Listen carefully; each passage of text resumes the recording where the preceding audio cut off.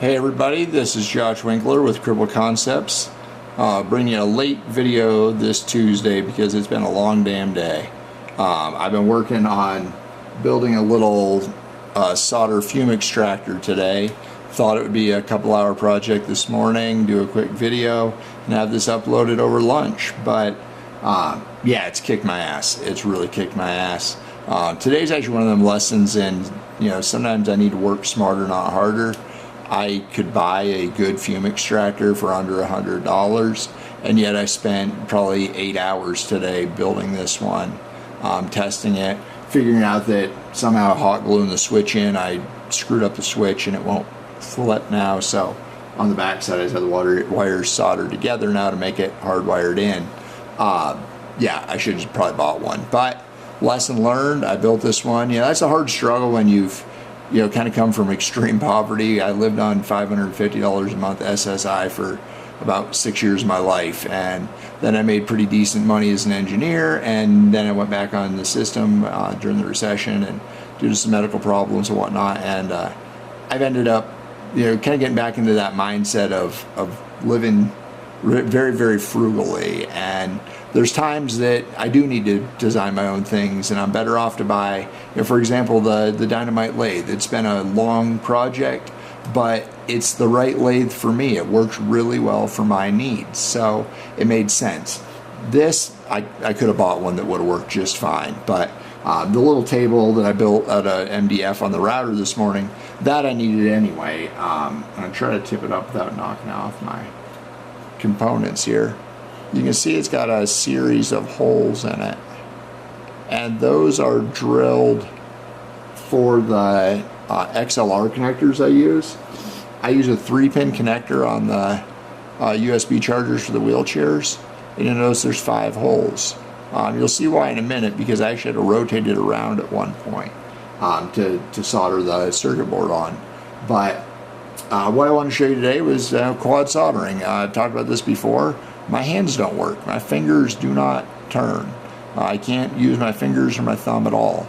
When I move my wrist, my fingers naturally curl, so that gives me some grip. So I'm able to, for example, reach over and get a hold of that roll of solder. I don't have the ability to just let go of that. I have to kind of shake it out of my hand. I don't have the ability to roll it around in my hand or anything. I constantly had to reach up and grab things with my teeth. So you can see there's little teeth marks all over my roll of solder. So I grab my soldering iron with my mouth, the handle of it. What I use for a soldering station, this is a Weller. It's tucked over here in the corner. I'm going to go ahead and flip it on so it starts getting hot. It's a WESD 51.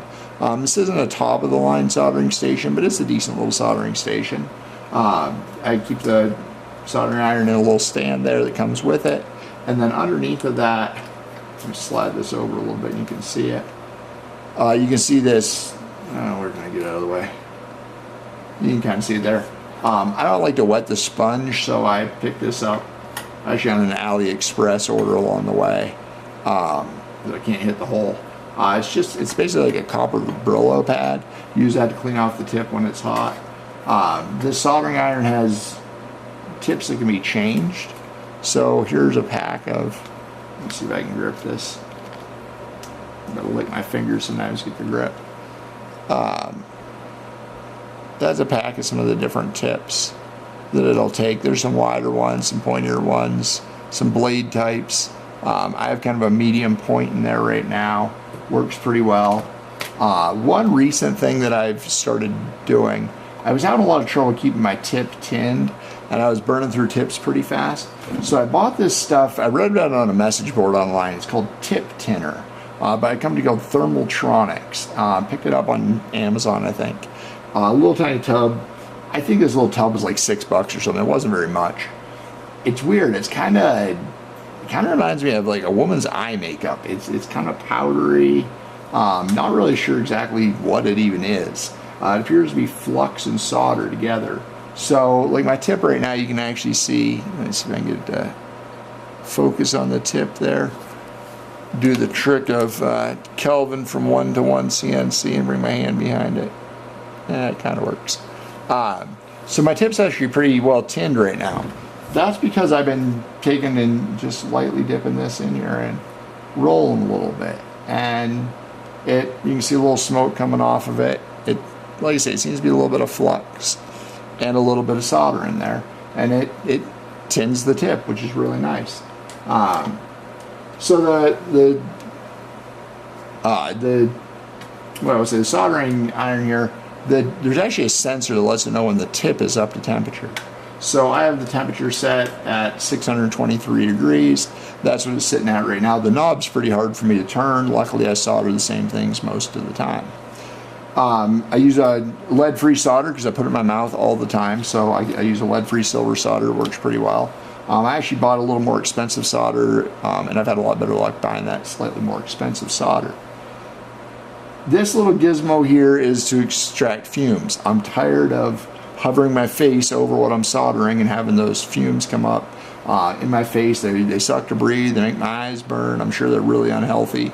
So I wanted a fume extractor. So I thought, I'll just build one. I'll use a couple computer fans. There's a lot of these DIY ones on YouTube. Kind of followed some of the ideas other people did. Pair of computer fans, then an MDF table here with the pre-drilled holes for my XLR connectors.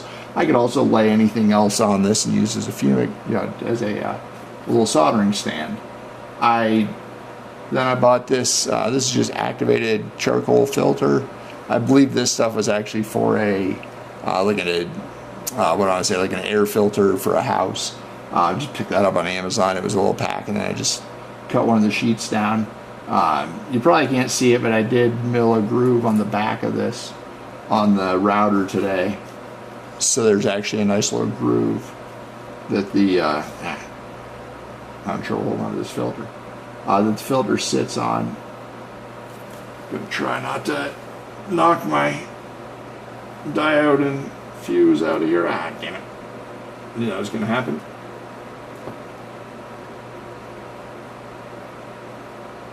I'll probably come up with some better way of holding this in place. Right now I just count on the I'm using this switch that is broken to do something for me.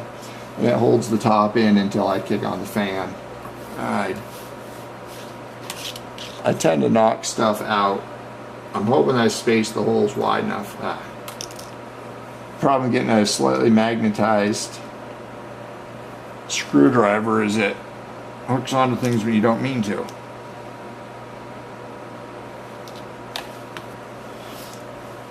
Recently I've had a few failures of these chargers, so I have some out in testing right now, and if anybody out there is an electrical guru and has a reason why I'm right or I'm wrong, I'd love to hear it. But it seems like people who have sloppy ports where their holes in their charge port are kind of worn out are having failures. So the cheap Chinese chairs, my 17-year-old chair had the problem. A guy's scooter had the problem. I've only had a handful of people, and the commonality is they're all really old or they're really cheap, one or the other.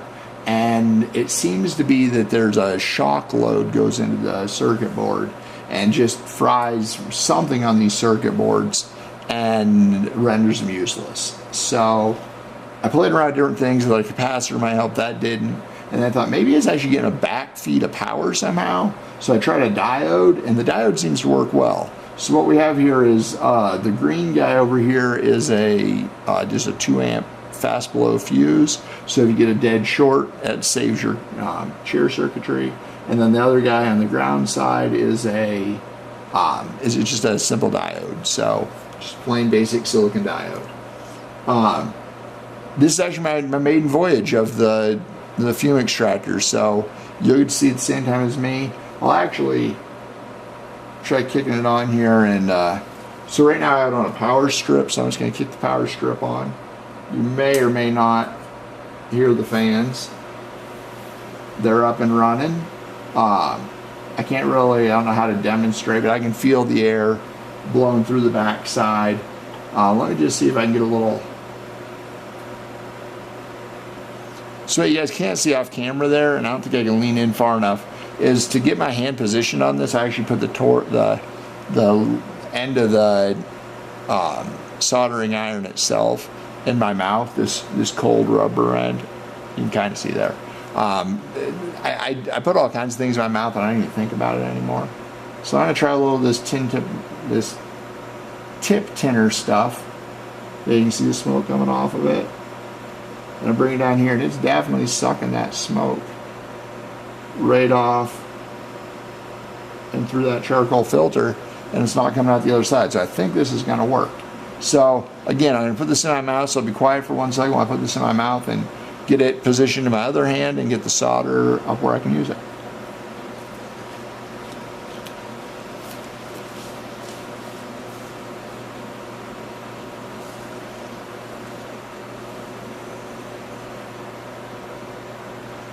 All right, so I got the torch kind of passed through my fingers, over my middle finger, through my index finger.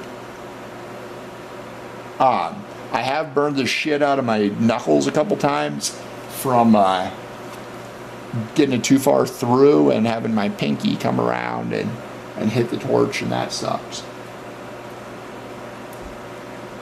I just talked about using lead-free solder, and one of the tricks I've learned is to pull it straight to get in a position to use. I'd use my lips. So again, lead-free solder is definitely way smarter. All right, I'll try to do this in a way that I can actually have control and you can see it. So I just lay my tip right in there. These XLR connectors have a small kind of indented hole there. I'll try to zoom it in to do the other side.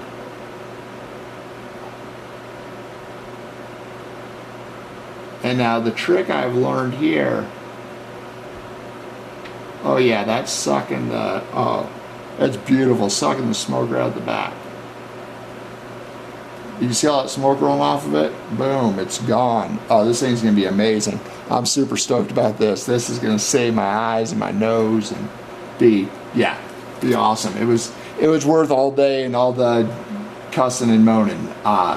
So I'm gonna try to get the camera zoomed in here to where you can see a little closer how I actually solder those connections. I just use the solder in one hand, the torch in the other, like anybody else would. Part of the trick is, and I don't think I could ever get this on camera really well, is I use my elbows on my armrest pads to kind of brace myself. So getting everything in position where I can do it is pretty tricky. I actually did a mock run before I started recording because I wasn't sure I could do all this and have it be seen on camera. Because positioning is everything for me. It's really, really important that I get things positioned where I can actually have control while soldering or sawing or drilling, like anything I do. Positioning is everything. All right, we're back and we're zoomed in here. It was getting a little too jerky, so I decided to take a little cut there. I normally do cutless videos, but I didn't want to make you all sick. So, again, grab the torch in my hand, into my mouth, get a position in my fingers. Wow, that's just making a big blur. Grab my solder. So what I do is I come in, and this time I'm having to lean a little bit to get in here.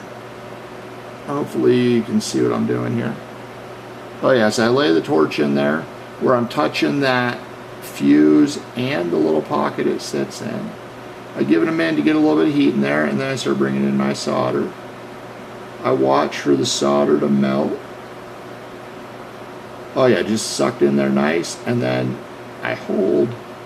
I don't know if you saw there that what I did with this, the solder at the end. I actually lay the solder over the tip of the lead, I'm not soldering on, to hold the fuse from pulling out.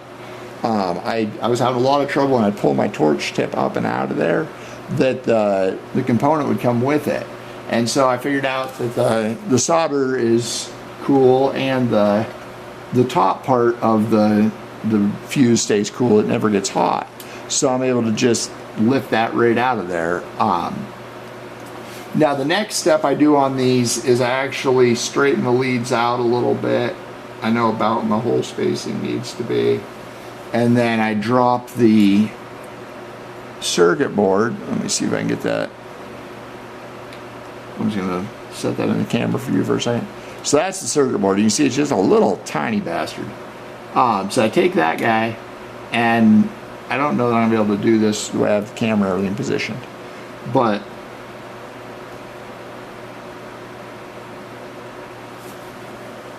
I'm gonna give it a try here.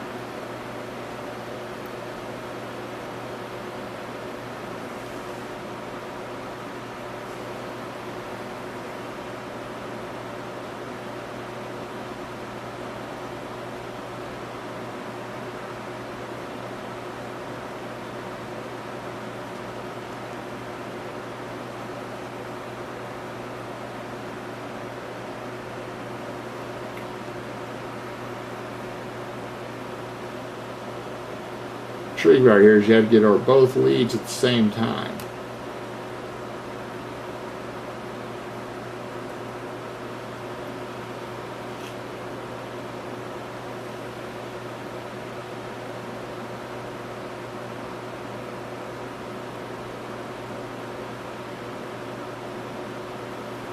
This should help everybody understand why it took me all day to build a fume extractor. I'm not the most efficient worker out there, but I get the job done eventually. That's what I tell my girlfriend, at least.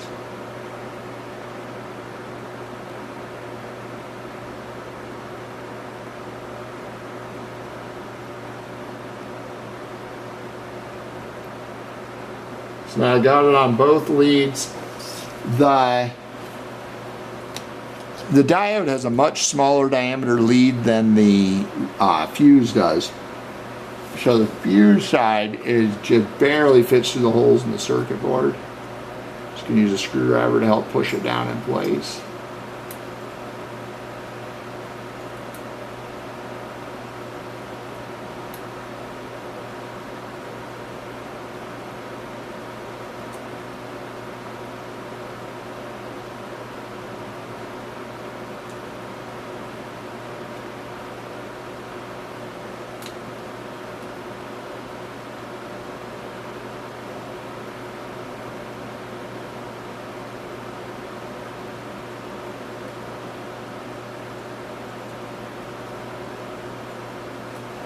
Now from trial and error, I know how far down I need to have it on the leads. But you can see if I tried soldering that now, I'd have to come over the board, which makes it hard to do the underside because I need to solder those on these top pads, which is actually the bottom of the circuit board, and the pads on the other side of the circuit board. So I'm actually going to take and lift this up.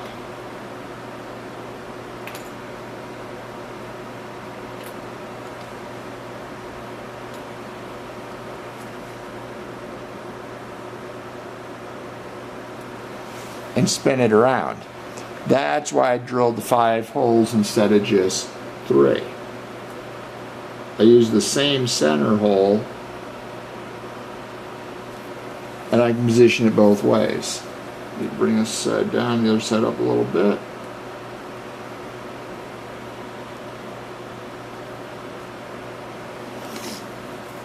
You can kind of see why I open sourced these, because the reality is not many people are going to go to this effort to build them. The components themselves aren't all that expensive, but they're a lot of work to build, and I build every single one of these by hand myself. So this is not a easy process. This is a time-consuming process. So now to solder them onto the circuit board, it's very similar to how I did the side on the connector, except I bring in the torch, and I'm touching the pad and the lead, get those hot, bring in my solder. Now right now my solder is just on the lead. Okay, there it goes, it took.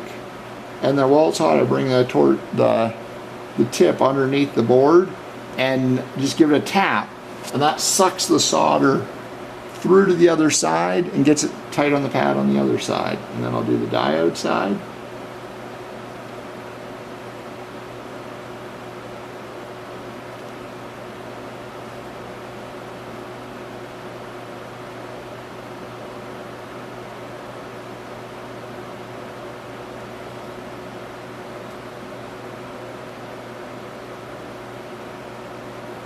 And same thing there. Now actually you can see I left a little bit of solder. I think you can actually see it on the camera. There's a little bit of excess solder down here, so I'll just bring the torch in. There we go. All cleaned up. Well, pretty well cleaned up. That last little bit, it won't matter. It'll bend just fine to fit into the housing. So that's it. That's quad soldering. It's basically the same as everybody else soldering. It's just a little bit more of a planning and setup issue for me. I can't really use alligator clips. I can't use a lot of the things a lot of people would use. So I have to get a little creative, and you know, I've worked out ways to make it all work. So that's how I solder all these circuit boards together. So every charger sold right now is hand soldered by me, by the Cripple, in the Cripple Concept shop. This will probably be one of the first things, if I get to the point of hiring somebody, this will be one of the first things I hire somebody to do. I may actually farm out this or subcontract to somebody to make these. I want to use another person with a disability if I go that route. But I want to make sure that I've proven the design first, and I'm 100% confident in the process. And we're getting there. We're real close now. Real happy with this little fume extractor. Well, it took me all day to build the damn thing. I would be like almost crying right now after doing that little bit of soldering, and I'm not. I feel totally fine. So yeah, thanks for watching. And we'll keep pumping out the videos, keep making this stuff, and hopefully have these back up for sale by the end of May, I'll say. It's the 16th today, so hopefully by the end of May, all the bugs are worked out and we have them back for sale on the website. I'm not going to sell something I'm not able to stand behind, and until I know for sure this will work for everybody, I'm not willing to put them back up for sale. So I appreciate everybody watching. I'm going to go and get some dinner and get this video edited and get it up before midnight on Tuesday, because I said I'll do a video every Tuesday, and I'm going to do a video every Tuesday. So thanks for watching again. We'll see you next week.